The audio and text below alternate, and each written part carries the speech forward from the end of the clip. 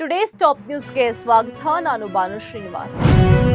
B Nagendra ರಾಜೀನಾಮೆ ಕುರಿತು ಸ್ಪಷ್ಟನೆ. ಸಚಿವ ಬಿ ನಾಗೇಂದ್ರ ಅವರ ರಾಜೀನಾಮೆ ಕುರಿತಾದ ವರದಿಗಳು ಸತ್ಯಕ್ಕೆ ದೂರವಾಗಿವೆ ಎಂದು ಅವರ ಕಚೇರಿಯಲ್ಲೇ ಸ್ಪಷ್ಟಪಡಿಸಿ, ಜೊತೆಗೆ ಮಾಧ್ಯಮಗಳಲ್ಲಿ ರಾಜೀನಾಮೆಯ ಊಹಾಪೋಹಗಳು ಹರಿದಾಡುತ್ತಿದ್ದ ಹಿನ್ನೆಲೆಯಲ್ಲಿ ಸ್ವತಃ ಸಚಿವರೇ ಈ ಕುರಿತು ಅಧಿಕೃತ ಸ್ಪಷ್ಟನೆಯನ್ನ ನೀಡಿದ್ದಾರೆ.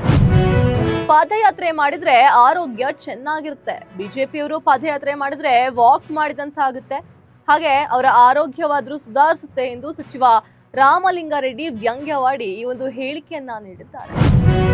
ನಾನೀಗ ಆತುರದ ವ್ಯಕ್ತಿ ಎಂದ ಡಿಕೆಶಿ. ಕರ್ನಾಟಕದ ಮುಖ್ಯಮಂತ್ರಿ ಡಿಕೆ ಶಿವಕುಮಾರ್ ಅವರು ಇತ್ತೀಚೆಗೆ ನಡೆದ ಮಾಧ್ಯಮ ಸಂವಾದವೊಂದರಲ್ಲಿ ನಾನೀಗ ಆತುರದ ವ್ಯಕ್ತಿ ಎಂದು ಹೇಳಿಕೊಂಡಿದ್ದಾರೆ. ಏಕೆಂದ್ರೆ ರಾಜ್ಯದ ಜನತೆ ಹಾಗೂ ಕಾಂಗ್ರೆಸ್ ಪಕ್ಷದ ಕಾರ್ಯಕರ್ತರು ನನ್ನ ಮೇಲೆ ಅಪಾರವಾದ ಭರವಸೆ ಮತ್ತು ನಿರೀಕ್ಷೆಗಳನ್ನ ಇಟ್ಕೊಂಡಿದ್ದಾರೆ. ಹಾಗಾಗಿ ಈ ನಿರೀಕ್ಷೆಗಳನ್ನ ಆದಷ್ಟು ಬೇಗ ಈಡೇರಿಸಬೇಕಾಗಿರೋದ್ರಿಂದ ನಾನೀಗ ಆತುರದಲ್ಲಿದ್ದೇನೆ ಎಂಬ ಹೇಳಿಕೆಯನ್ನ ನೀಡಿದ್ದಾರೆ. ಗೃಹ ಜ್ಯೋತಿ ಮರು ಸರ್ವೆಗೆ 5 ದಿನ ಬಾಕಿ. ಫಲಾನುಭವಿಗಳ ಮರುಪರಿಶೀಲನೆ ಮತ್ತು ಸರ್ವೆ ಕಾರ್ಯ ಪೂರ್ಣಗೊಳಿಸಲು ಇನ್ನು ಕೇವಲ 5 ದಿನಗಳು ಮಾತ್ರ ಬಾಕಿ ಇದ್ದು, ಸರ್ಕಾರ ನಿಗದಿಪಡಿಸಿರುವಂತಹ ಅಂತಿಮ ದಿನಾಂಕದೊಳಗೆ ದಾಖಲೆಗಳನ್ನ ಮರುಪರಿಶೀಲನೆ ಮಾಡಿಸಿಕೊಳ್ಳದಿದ್ರೆ ಉಚಿತ 200 ಯೂನಿಟ್ ವಿದ್ಯುತ್ ಸೌಲಭ್ಯ ವಂಚಿತರಾಗುವ ಸಾಧ್ಯತೆ ಇದೆ ಎಂದು ಸರ್ಕಾರ ನಿಗದಿಪಡಿಸಿದೆ. ಶಿವರಾಮ ಕಾರಂತ ಬಡಾವಣೆ ನಿವೇಶನ ಹಂಚಿಕೆ. ಇದೇ ಆಗಸ್ಟ್ 31ರಂದು ಬಿಡಿಎ ನಿರ್ಮಿಸಿರುವ ಶಿವರಾಮ ಕಾರಂತ ಬಡಾವಣೆಯಲ್ಲಿ ಭೂಮಾಲೀಕರಿಗೆ 18,000 ಸೈಟುಗಳನ್ನು ನೀಡಿ ಸಾಂಕೇತಿಕ ಚಾಲನೆ ನೀಡುವ ಸಿದ್ಧತೆ ನಡೆಸಲಾಗ್ತಾ ಇದೆ. ನೇಪಾಳ ಪ್ರವಾಹದಲ್ಲಿ ಸಿಲುಕಿದ ಕನ್ನಡಿಗರು. ನೇಪಾಳದ ಭೀಕರ ಪ್ರವಾಹದಲ್ಲಿ ಕನ್ನಡದ 8 ಮಂದಿ ಸಿಲುಕಿದ್ದು, ರಾಜ್ಯ ಸರ್ಕಾರದಿಂದ ಹೆಲ್ಪ್ ಲೈನ್ ಆರಂಭವಾಗಿದೆ ಎಂದು ಉಪಮುಖ್ಯಮಂತ್ರಿ ಡಾಕ್ಟರ್ ಜಿ ಪರಮೇಶ್ವರ್ ಹೇಳಿಕೆಯನ್ನ ನೀಡಿದ್ದಾರೆ.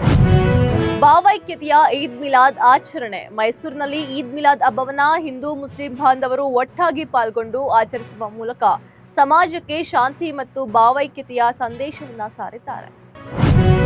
ಚಿಕ್ಕಣ್ಣ ಮದುವೆಯಲ್ಲಿ ದರ್ಶನ್ಗೆ ನೋ ಎಂಟ್ರಿ. ನಟ ದರ್ಶನ್ ಅವರಿಗೆ ಚಿಕ್ಕಣ್ಣ ಮದುವೆಗೆ ಆಹ್ವಾನ ನೀಡದಿರುವ ವಿಚಾರ ಇದೀಗ ಹೆಚ್ಚು ಚರ್ಚೆಗೆ ಕಾರಣವಾಗಿದೆ. ಇದಕ್ಕೆ ಸ್ವತಃ ಚಿಕ್ಕಣ್ಣ ಸ್ಪಷ್ಟನೆಯನ್ನ ನೀಡಿತು. ದರ್ಶನ್ ಅವರ ಪ್ರಕರಣದಲ್ಲಿ ತಾವು ಸಾಕ್ಷಿಯಾಗಿರುವ ಕಾರಣ ಅವರನ್ನ ಕರೆಯಲು ನಿಯಮಗಳ ಪ್ರಕಾರ ಸಾಧ್ಯವಿಲ್ಲ, ಅಲ್ಲದೆ ಕಾನೂನು ಪ್ರಕ್ರಿಯೆಯಲ್ಲಿ ಸಾಕ್ಷಿಯಾಗಿರೋದ್ರಿಂದ ಈ ವಿಷಯದ ಬಗ್ಗೆ ಹೆಚ್ಚಿನ ಮಾಹಿತಿಯನ್ನ ಹಂಚಿಕೊಳ್ಳಲು ಸಾಧ್ಯವಿಲ್ಲ ಎಂದು ಸ್ಪಷ್ಟಪಡಿಸಿದ್ದಾರೆ.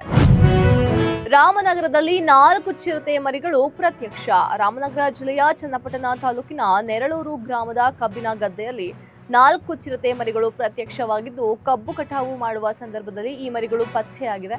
ಅಲ್ಲದೆ ಸ್ಥಳೀಯ ಜನರಲ್ಲಿ ಆತಂಕ ಮತ್ತು ಕುತೂಹಲ ಎರಡನ್ನೂ ಮೂಡಿಸಿದೆ. ಕೆರೆಯಲ್ಲಿ ಒಂದೇ ಕುಟುಂಬದ 6 ಜನರ ಶವ ಪತ್ತೆ.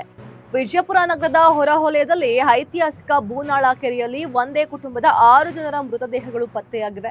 ಮೃತರಲ್ಲಿ ತಾಯಿ ಮತ್ತು ಆಕೆಯ 5 ಮುಗ್ಧ ಮಕ್ಕಳು ಸೇರಿದ್ದು, ಅಲ್ಲಿನ ಸಾರ್ವಜನಿಕರು ಕೆರೆಯಲ್ಲಿ ಶವಗಳು ತೇಲುತ್ತಿರುವುದನ್ನು ಕಂಡು ಪೊಲೀಸರಿಗೆ ದೂರು ನೀಡಿದ್ದಾರೆ.